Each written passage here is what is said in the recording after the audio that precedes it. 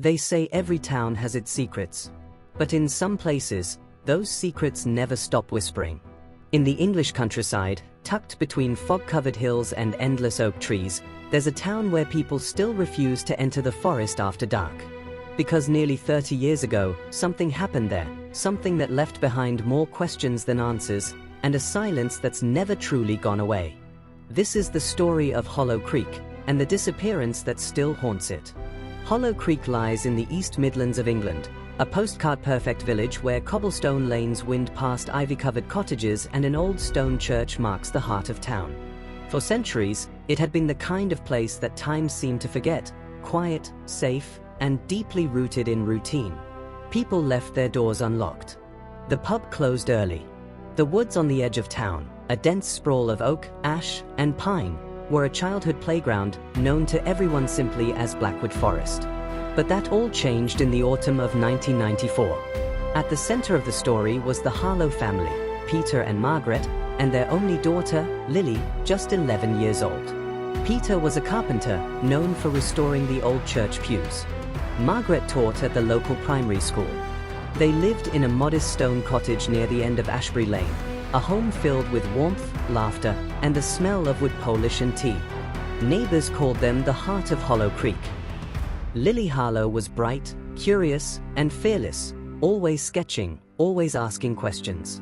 She had a fascination with nature, birds, mushrooms, tree rings, and could often be seen sketching along the edge of Blackwood Forest after school. Her teachers described her as a daydreamer with a map in her mind. But on the evening of October 19, 1994, Lily walked into those woods and never came back. The day began like any other. It was a chilly Wednesday, skies low and grey, with the faint scent of rain in the air. Margaret dropped Lily off at school at 8:30 a.m. sharp. Peter had gone to the parish hall to finish a repair job. Nothing out of the ordinary. That afternoon, Lily stayed behind after class for art club, something she'd done dozens of times before. When Margaret arrived at 4:15 to pick her up, the classroom was empty. The art teacher assumed Lily had already left. Her backpack was gone, her coat missing from the hook. At first, no one panicked. Lily often took the footpath behind the school, a narrow trail leading home through the forest. It was shorter, and she liked the walk. But when the clock hit 5:30 p.m. and the sky began to darken, Margaret called the police. By nightfall, half the town was searching Blackwood Forest with flashlights and dogs. Police combed every trail, shouting her name, following the sound of wind and rain. But there was no sign of Lily, no footprints, no dropped belongings, nothing. And in the hours that followed, the Harlow family's quiet life unraveled. By the second day, the search had expanded to nearly 200 volunteers. The woods were dense, miles of uneven terrain, moss-covered stone walls, and hidden clearings that only locals knew existed. Then, just after dawn on October 21st, a volunteer named Thomas Reeves spotted something near an old stone bridge on the western edge of the forest, something bright against the mud. It was Lily's sketchbook. The pages were damp, smudged, and torn. On the last page, a drawing, incomplete, showed the outline of a woman standing beneath a large oak tree. The pencil had snapped mid-stroke. Police cordoned off the area and began a full forensic sweep. They found Lily's small silver pendant necklace buried in the leaves nearby. But no other trace, no clothing, no signs of a struggle, no blood. The discovery site became the epicenter of a mystery that would consume Hollow Creek for decades. And as rumors began to spread, so did fear. Some claimed to have heard strange noises in the woods that night, low humming, distant laughter. Others swore they'd seen a flicker of light moving through the trees long after the search had been called off. But without evidence, police were left with only theories, and a growing sense that something about this case didn't add up. For weeks, investigators interviewed everyone in Hollow Creek. Friends, teachers, even passing motorists who might have seen something. They built a profile of Lily's final movements, every minute from the time she left school to the moment she entered the forest. One witness, an elderly farmer named Jeffrey Linton, told detectives he'd seen a man walking out of the forest around 6 p.m. that evening, carrying what looked like a canvas satchel. He described him as mid-30s, dark coat, muddy boots. But when shown photos of local residents, he couldn't identify anyone. Another strange clue surfaced 2 days later. A park ranger, checking a maintenance shed near the forest trailhead, found a set of muddy footprints leading up to the door, small, about the size of a child's shoe. Inside, police found a candle stub, a single hair ribbon, and a page torn from Lily's sketchbook. The items were bagged and sent to forensics. But in 1994, DNA analysis was still in its infancy. Nothing conclusive came back. And so, the case hit its first dead end. But Hollow Creek couldn't let it go. Flyers filled every shop window. Reporters camped outside the Harlow home. 4 months, Margaret kept Lily's bedroom exactly as it was, the bed made, sketchbook replaced on the desk, pencils lined neatly in a row. Then, a year later, a new discovery reignited the case.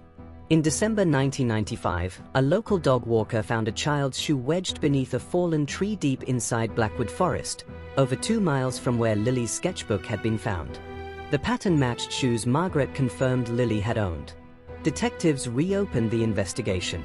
They brought in Detective Inspector Alan Brooke, a seasoned officer from Nottinghamshire who specialized in long-term missing persons cases. Brooke's first move was to revisit the forest, not just the crime scene, but its geography.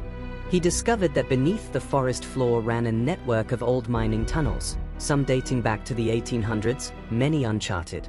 If someone wanted to hide evidence, or even a body, there would be no better place. Specialist teams were sent to explore several collapsed shafts. They found animal remains, rusted tools, and fragments of clothing, none linked to Lily. But the discovery shifted the investigation from a missing person case to something darker, a suspected abduction and homicide. Meanwhile, attention turned to a man named Edward Pike, a reclusive drifter who lived on the outskirts of town. Pike had a record for trespassing and was known for wandering the woods at night collecting scrap metal and owl feathers. Witnesses said he'd been seen near the school days before Lily vanished. Police searched his cabin and found children's drawings pinned to the wall, though none matched Lily's style, and a collection of trinkets, hairpins, ribbons, small toys. When questioned, Pike insisted they were lost things, objects he found in the forest and kept. No physical evidence tied him to the crime. But in Hollow Creek, rumor was enough. 4 years afterward, Pike was shunned, accused, even attacked by locals. He left the area in 1998 and was never heard from again. Still, Detective Brooke wasn't convinced Pike was responsible. He believed the answer lay somewhere else, perhaps closer to the Harlow family than anyone wanted to admit. In 2004, a decade after Lily's disappearance, the case resurfaced when new forensic techniques became available. DNA testing on the items from the maintenance shed revealed 2 profiles, Lily's and an unidentified adult male. But there was another surprise. The DNA on the candle matched a relative of Peter Harlow, Lily's father. Peter was immediately re-interviewed. He admitted that he sometimes used the maintenance shed to store woodworking tools when he took shortcuts through the forest. But when asked why his daughter's ribbon and sketchbook page were found there, his answers became inconsistent. Police obtained a search warrant for the Harlow home. In the attic, they found a wooden box containing letters, receipts, and old photographs. Among them was a letter written in Margaret's handwriting but never sent, a letter addressed to her sister, dated 2 weeks before Lily vanished. It read, "I don't know what Peter's doing in the woods, but it scares me. Lily saw something she shouldn't have. I'm trying to keep her safe." The letter was never mailed. When confronted, Peter claimed the letter was a misunderstanding, that Margaret had been struggling emotionally after the loss of her mother. But detectives couldn't ignore the timing. Then, another discovery changed everything. A man renovating a cottage near the old forest trail found an old Polaroid photograph tucked behind a wall panel. The image, though faded, appeared to show Lily standing near the forest bridge, the same spot where her sketchbook was found, with a man behind her, partially obscured. Experts digitally enhanced the photo. The man's face was blurred, but his build and jacket matched Peter Harlow.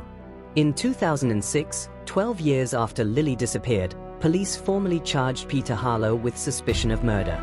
The prosecution argued that Lily may have discovered something incriminating about her father, possibly related to his rumored debts and late-night trips into the forest, and that Peter had staged her disappearance. But in court, the evidence was circumstantial. No body was ever found. The Polaroid was too degraded to confirm identity. After 6 weeks of testimony, the jury returned a not guilty verdict. Peter Harlow left Hollow Creek shortly after the trial. Margaret, heartbroken, remained in the cottage until her death in 2014. Locals say she never stopped setting a place for Lily at the table. To this day, Blackwood Forest remains a place of unease. Children are warned not to enter alone. The trails close at dusk. And every October, someone leaves a single candle on the old stone bridge, the place where Lily's sketchbook was found. No one knows who. Some say time heals all wounds. But in Hollow Creek, time only deepened them. The woods still stand, vast, quiet, and indifferent, holding whatever truth remains buried beneath their roots. Maybe Lily ran away. Maybe she was taken. Or maybe the truth was never meant to be found, swallowed by a place older and darker than anyone could imagine. Because sometimes evil isn't a monster hiding in the shadows. Sometimes, it's the silence of those who know more than they'll ever say. What do you think? Was Lily Harlow a victim of something human, or something the town itself chose to forget?